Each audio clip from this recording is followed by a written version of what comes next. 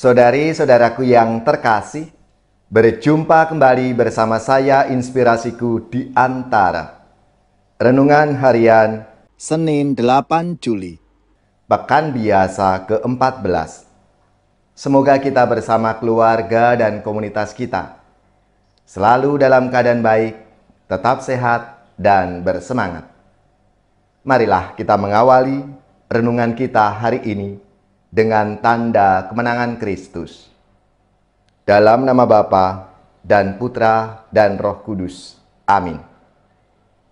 Allah Bapa yang Maha Pengasih dan Penyayang, Engkau berkenan memanggil dan menjadikan kami umat pilihan-Mu. Semoga kami tetap setia berusaha mengenal Engkau dan mewartakan kerahiman-Mu kepada semua orang.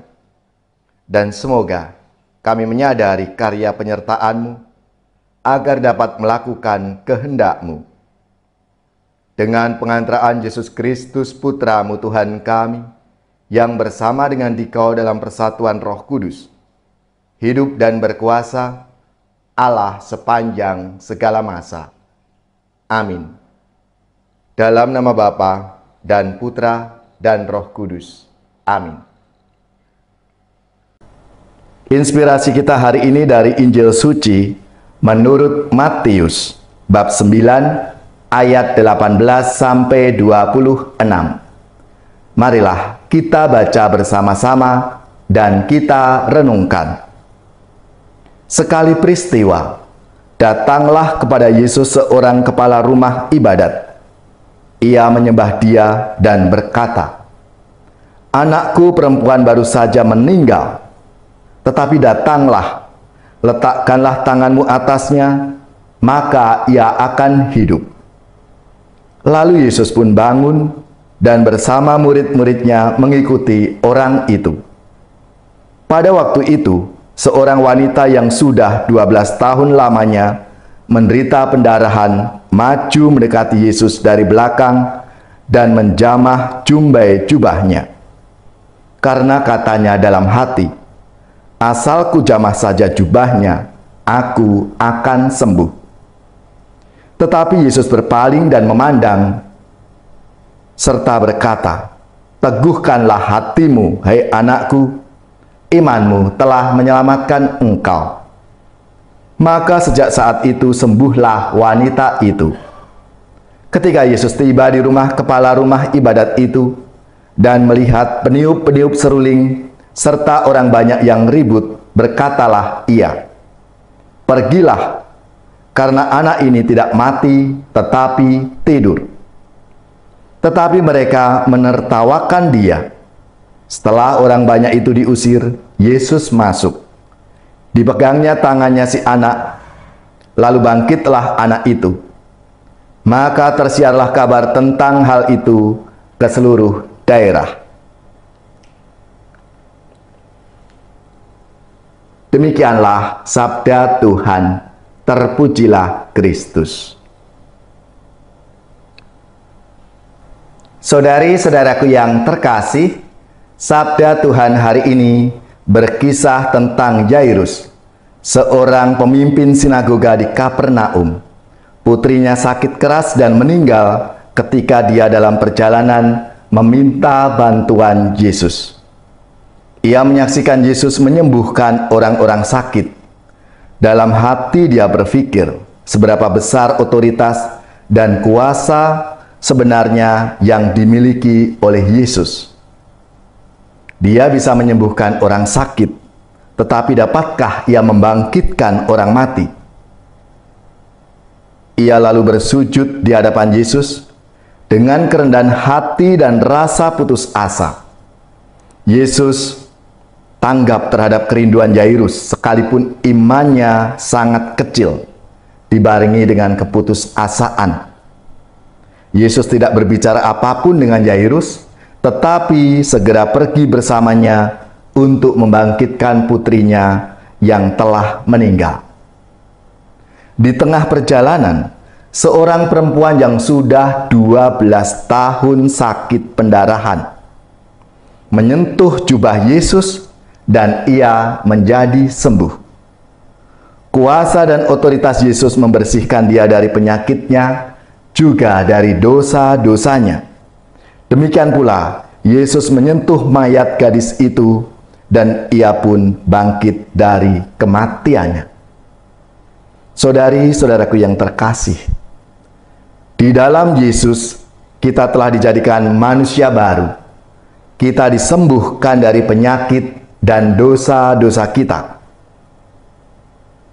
Tindakan Yesus menyembuhkan seorang perempuan yang sudah 12 tahun sakit pendarahan, serta menghidupkan anak perempuan seorang kepala rumah ibadat, menandakan kesetiaan dan kepedulian Tuhan pada umatnya. Kesetiaannya tidak mengenal batas. Yesus menjelma karena diutus Bapa untuk menyelamatkan manusia dari kebutuhan keutuhan jiwa dan badannya. Jika Allah telah sedemikian setia dan melakukan segala hal yang mungkin demi keselamatan kita umatnya, bagaimana sikap dan respon kita terhadap Tuhan? Dalam hal apa kita telah mengungkapkannya kesetiaan kita itu kepada Tuhan? Hubungan kita dengan Allah sedemikian dekat relasi dan komunikasi kita dengannya. Semakin sering kita berkontak dengan Dia dalam doa dan perbuatan kasih seturut kehendaknya, semakin intim hubungan kita dengan Tuhan.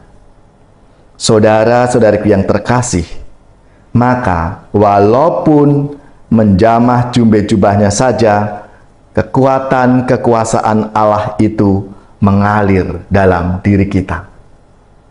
Saudari-saudaraku yang terkasih, dua peristiwa, seorang perempuan pendarahan 12 tahun dan anak Yairus yang meninggal, menjadi pengharapan bagi kita bahwa Allah selalu setia, peduli, dan penuh belas kasih kepada kita umatnya.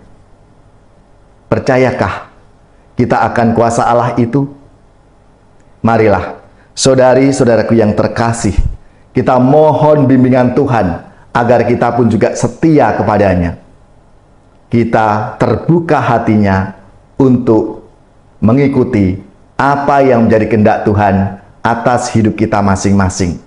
Dan kita semua dipanggil untuk menjadi rahmat dan berkat Tuhan dalam hidup kita.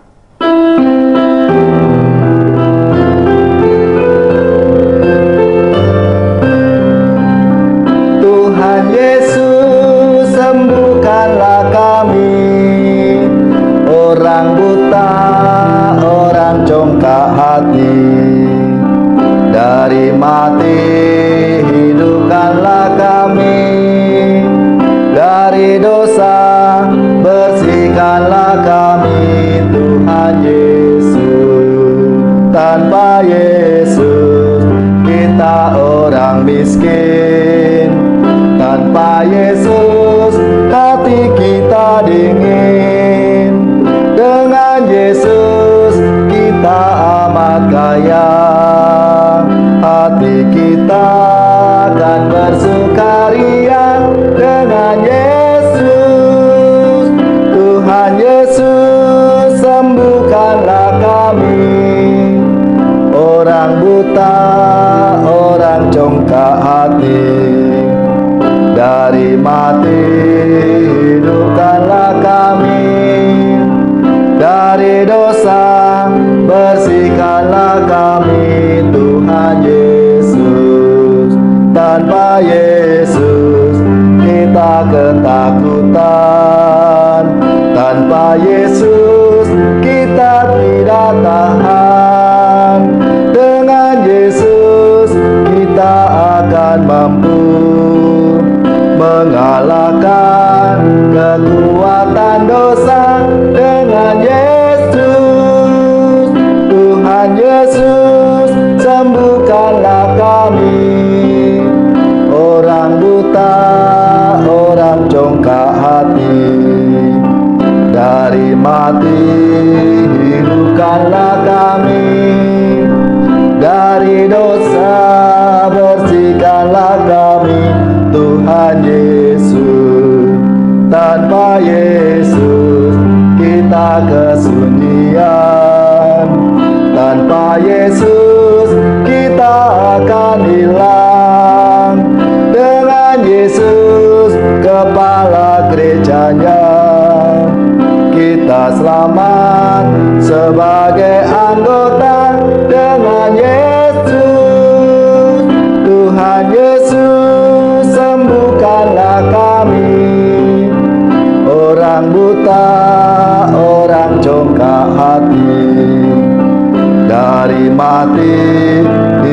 sembuhkanlah kami dari dosa, bersihkanlah kami, Tuhan Yesus.